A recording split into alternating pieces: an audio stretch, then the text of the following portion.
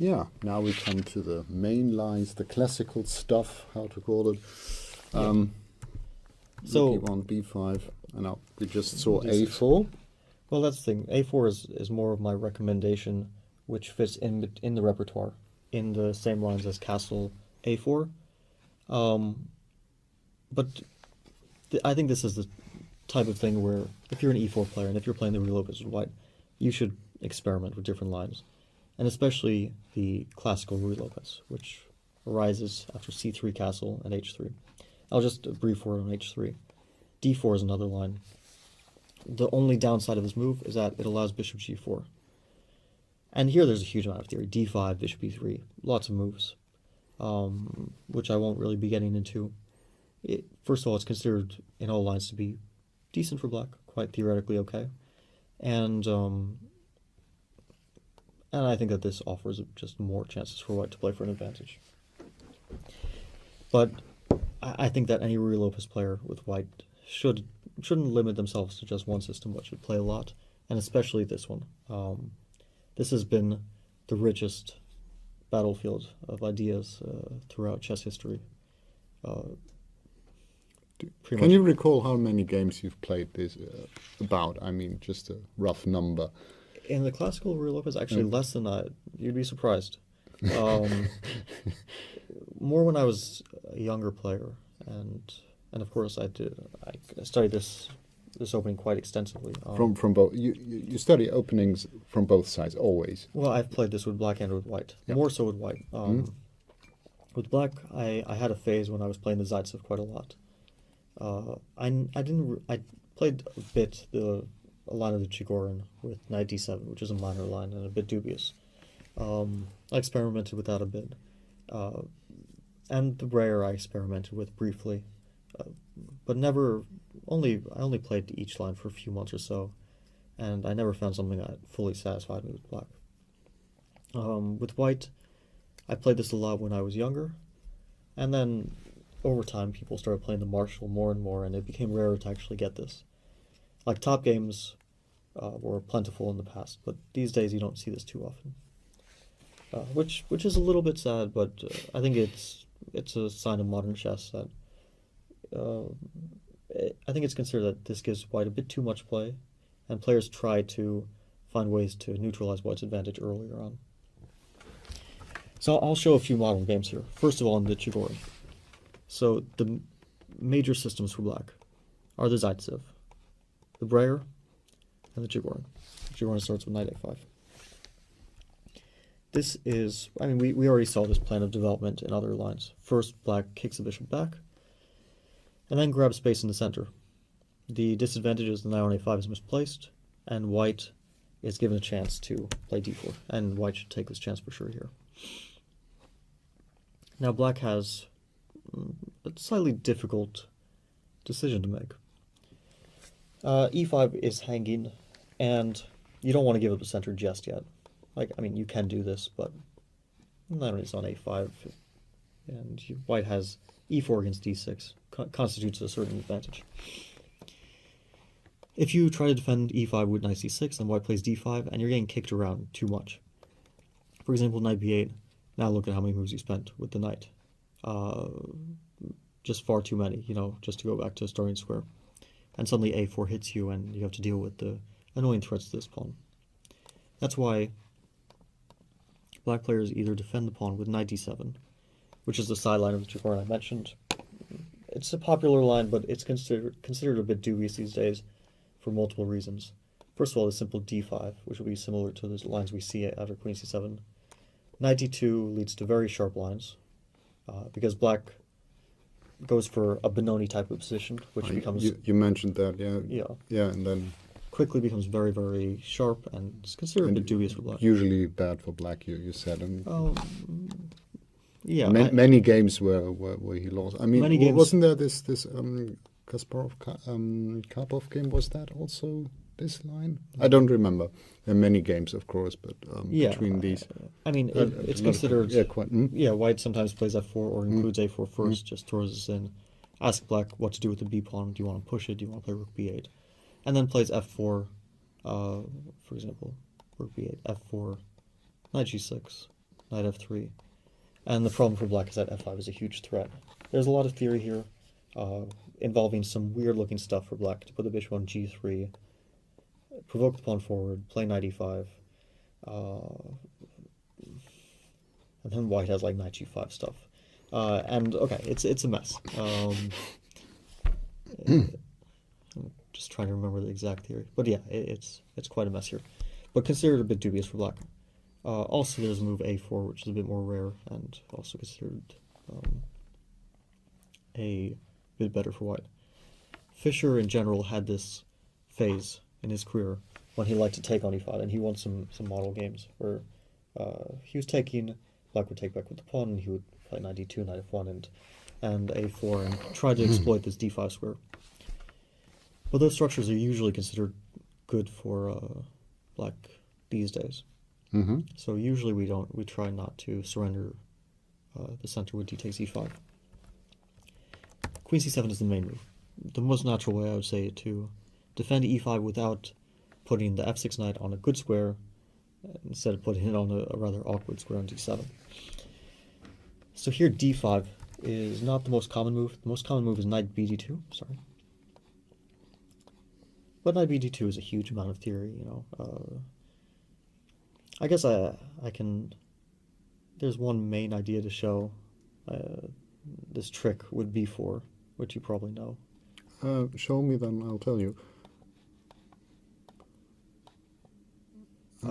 There's this theory where black puts the knight on a6, but then now there's b4. b4 stuff. Yeah. Just play it and Yeah. play it, and then you can't take twice. And You this... can't take twice because of a6. Basically, the point is that the knight would love to go to c5, but you're kind of restricting the knight.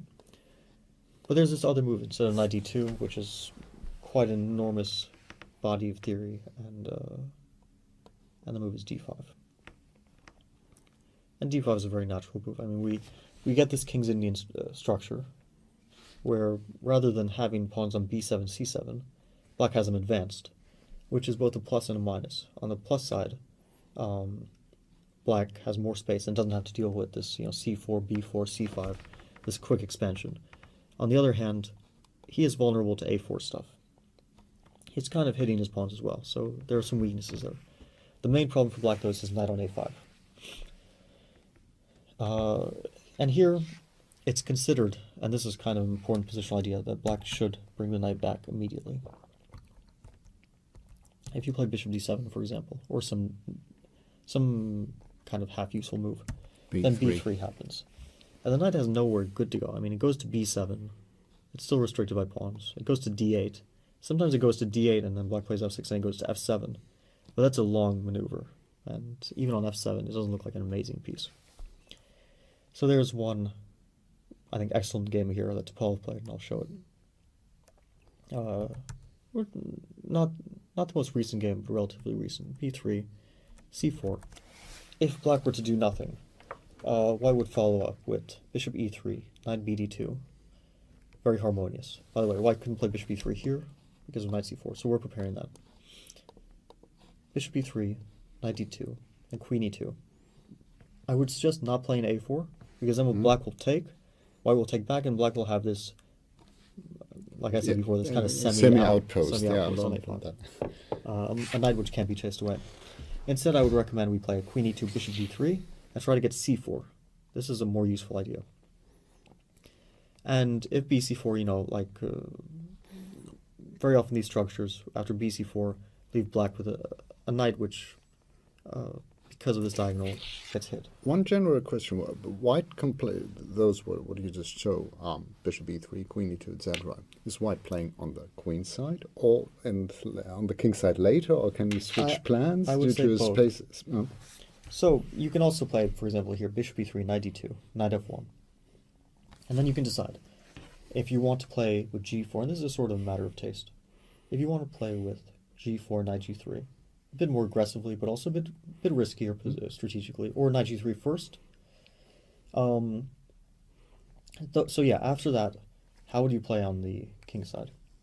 The way you play usually is you play knight h2, then you have ideas of knight g4, but you also have another idea, And the idea is, for example, you play queen d2, rook f1. So you rook on e1, it looks like that's the right square for it. But you play rook f1, and then you try to get f4.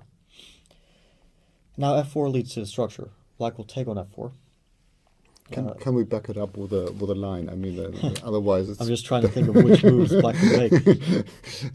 Or maybe in another line, and not necessarily with a knight on a5. Maybe it no. fits, We will see this. than, We will see this rook f1 f4 idea. So, After c4 though, okay, Topalov played something I probably wouldn't play. He played bishop a3, which obviously has a threat of knight e5.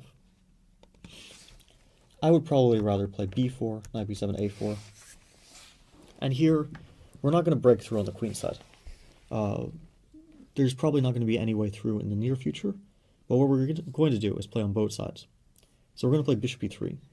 We're going to play knight d2, queen e2. Then we're going to double on the a file, rook a3, rook a1.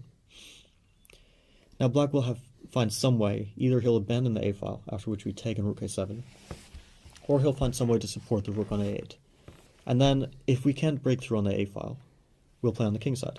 Knight f1, g4, knight g3, or knight f1, knight g3, knight h2. And combining play on both sides, and the knight on b7, which is completely out of the game, will put a lot of pressure on him. So, Topal played an excellent game. He played bishop a3, bishop d8 to stop the knight e5 threat. Knight d2, knight e8.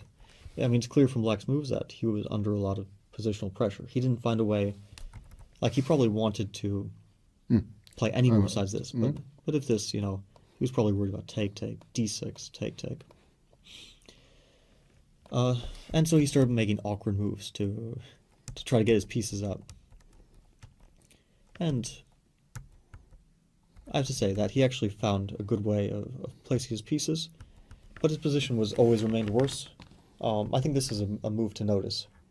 That here, I mean, b4, you have a bishop on a3, so b4 is not necessarily natural, so to speak, but there's a good reason for playing this here. Well, this structure is actually very good for white, and the reason is only because of his knight. You take away the c5 square, so the knight has only one way to get into the game now. And knight d8, f6, knight f7. And then what? Yeah, it's still not well placed. But it also takes a lot of time. Yeah. And now, white is ready for the following. Bishop d3, c4. So he played bishop d3. After a5, he didn't play c4 because it would have allowed take on b4 and knight c5. But now he's ready to take back with the pawn. So he keeps the knight out of the game. Took, f6. Now you see that Ivanchuk was trying to get his knight back. He was probably afraid of knight f5 stuff, so he played g6. Played knight d8, knight f7. And he was kind of hanging in there. But I have to say that it's still clear that white is better in all these positions. He can play knight b3, knight a5, knight c6.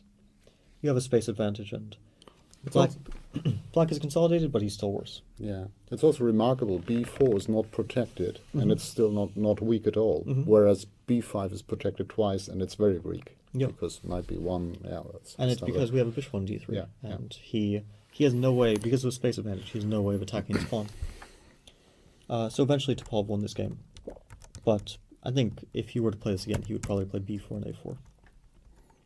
But bottom line is that bishop d7, b3 is a rather sad position for black. That's why it's considered that black should play knight c4. And here there were some great games. White plays b3, knight b6, and a4. Now it's much better. Like with the knight on a5, this would be questionable for white. Because black could... didn't mean to do that. Oops. Yeah. Unfortunately, we can't lift the knight up and put it to a5 now. That's not possible. If the knight were on a5, it would be able to jump to b3. But here it can't, and the knight will get hit by a5. And again, you see the structure. White has the pawn on a5, black has the pawn on a6. If black tried to stop that with a5, knight a3, bishop d7, rook b1, and knight b5. And if he takes, of course, we take back with the rook, and we have this outpost on b5. So bishop d7 is the main move, because the knight has to find a place, and people consider the correct place to be on c8, or at least after this, you can consider bishop d8, knight e7, knight g6 one day. Or rook e8, bishop f8, knight e7, trying to get back to a decent square like g6. So there are two moves here. I think c4 is the best move. Basically, at this point, white can no longer make progress on the queen side. But it's still possible to make progress on the king side. And the reason that we play on the king side now is... okay, so black is not doing anything here. So we have no problems here. But black still is left with this rather awkward-looking placement of pieces, which will take a long time to kind of readjust in a way that he has some coordination. I think c4 is a better move for one reason. It's that if black ever plays f5, and we take, d5 will be protected by a pawn. Sometimes people play b4 instead. Like we'll see, I mean, you couldn't imagine a higher level game, Kasparov, Ivanchuk. He played b4, c4 to keep the queen side closed, knight d2. And g6 was played. It's kind of a typical idea to put the knight on g7, which both supports f5, and it's actually quite a nice place for the knight. Knight f1, knight h5, bishop h6, rook e8, queen d2, bishop f8. And here Gary played an interesting idea. So it's clear that white is the one who is playing for an advantage here. And the only question is, since the queen side is closed, since we can't do anything there, can we actually break through on the king side? And he played knight g3, and it's an interesting move, but maybe in this particular case it's a bit questionable. Because after knight g3 take, f takes, knight e7, rook f1. So computers say white is completely winning here. But Okay. And it is kind of sad for black to play this. But Gary made no progress here. He couldn't find... because he has no pawn breaks left. After he played f takes g3, yeah, he opened the f-file, but he no longer has f4. Can double and triple and whatever. So that's what he did, yeah. yeah. He doubled, and then he struggled to find a plan. Now, it's not fun for black to defend this, but most likely there's not going to be any way through for white. Then again, even knowing this, I don't think I would ever play this position with black. No. Looks like a torture. I think there are more pleasant ways to make a draw. But in the game, Ivanchuk did hold it. He overprotected f6, he traded bishops, and white shuffled around. But even with the queen invading, you can't attack any of these pawns. And they eventually agreed to draw. But I think that after knight c8, c4 is a better move. So there are two games where white won this position. And somehow it just feels better with them. Not only do you defend this pawn in case the e-pawn ever gets traded off, my knight also now might have access to c3, and we see that happen in some games. And maybe one day I'll use its diagonal. For example, if f4, if the position opens up, maybe one day I'll use its diagonal. So there's one game. This is how Rustam Kazımcanov lost with black against Mickey Adams. And I've spoken to Rustam about this game. And he won't play this line anymore because of this game. And I can understand why. When you lose a game without being allowed a single shred of counterplay, it really turns you off from a line. So he played b4, knight d2, g6. We see the same exact ideas. Knight f1, knight h5.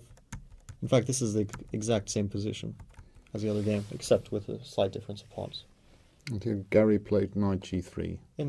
And I wouldn't recommend this structure. Yeah. Okay. It was interesting but questionable there. Here Mickey came up with a much better move. He played g4.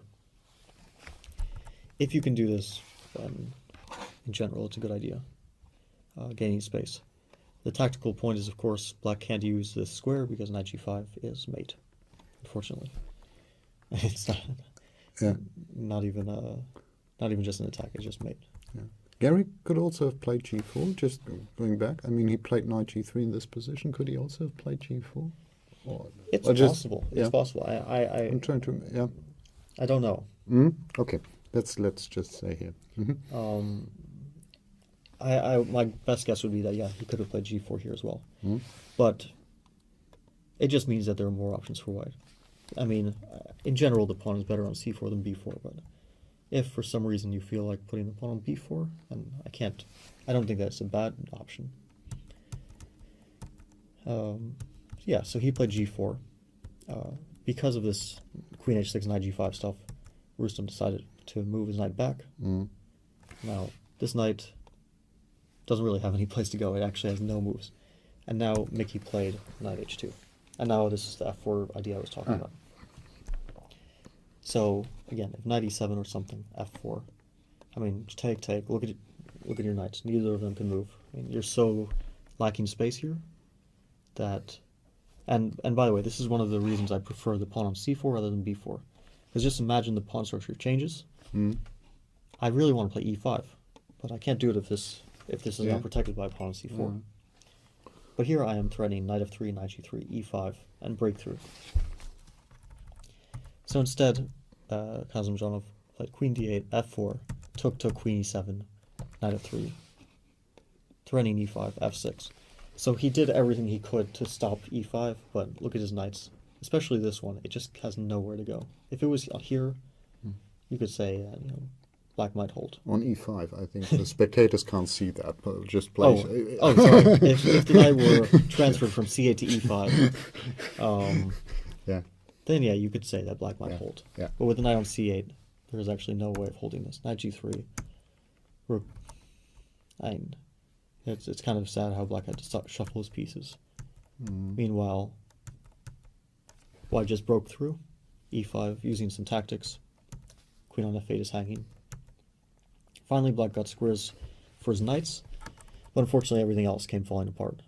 And we see that the structure is much better with again, like this. black also has a weak pawn on c5 now. If you can imagine this position with the structure changed, it would still be bad for black, but it would be a great deal better than this. Here he just lost c5. I mean, to be honest, I think he could have taken on c5 without any problem, but maybe knight e5 was even stronger. And black got crushed. So after c4, there's one more game, which I quite liked, where black, rather than closing the center queenside immediately, played g6. And here knight c3 was played. And yeah, it's sort of encouraging black to play b4, but the main point is still this maneuver, knight e2, g4, knight g3. And the advantage of having the knight on e2, and we see it here, is that now after g4, black can't play knight f4. With the knight on f1, black can consider it, but like this, after a knight f4, I just take the pawn.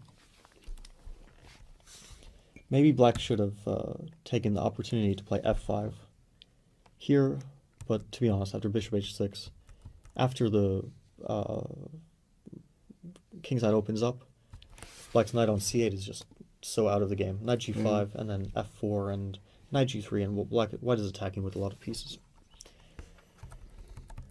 So after knight e2, I played rook e8, rook a2. You could have played g4 immediately, but it doesn't really matter. Rook a2, bishop f8, g4.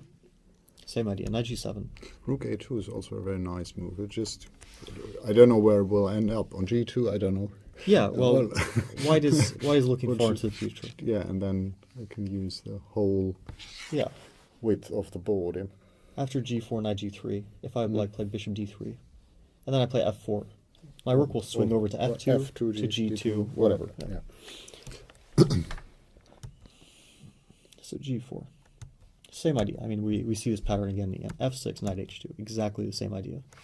And the knights, again, are both miserable. 1 second. Can I play... Oh. Yeah, g5, just once. I mean, do I have any hope of keeping a complete blockade somehow? So here, did you actually have time to do it? Because, so you didn't have time. Because maybe if you were able to play both b4 and g5, then you would be kind of fighting back.